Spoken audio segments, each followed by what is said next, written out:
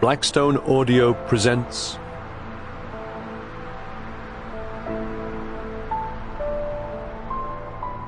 Time's Eye, Book 1 of A Time Odyssey.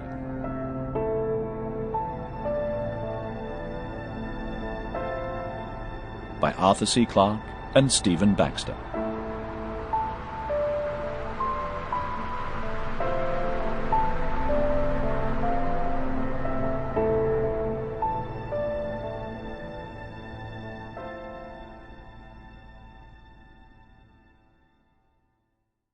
Cities and thrones and powers stand in time's eye, almost as long as flowers, which daily die. But as new buds put forth to glad new men, out of the spent and unconsidered earth, the cities rise again. Rudyard Kipling. Part 1. Discontinuity. Chapter 1. Seeker. For 30 million years, the planet had cooled and dried, until in the north, ice sheets gouged at the continents.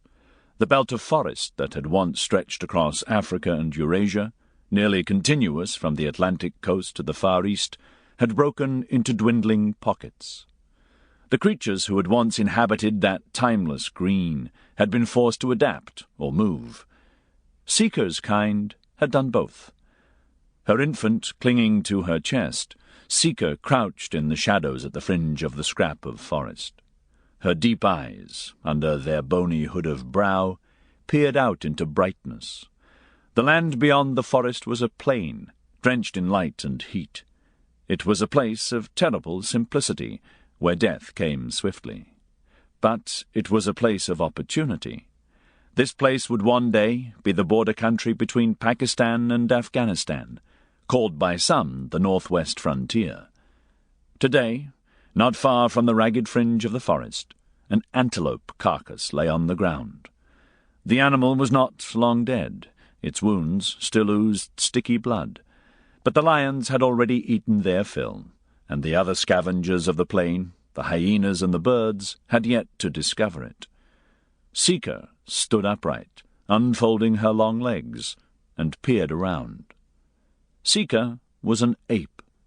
Her body, thickly covered with dense black hair, was little more than 1 meter tall. Carrying little fat, her skin was slack. Her face was pulled forward into a muzzle, and her limbs... Sample complete.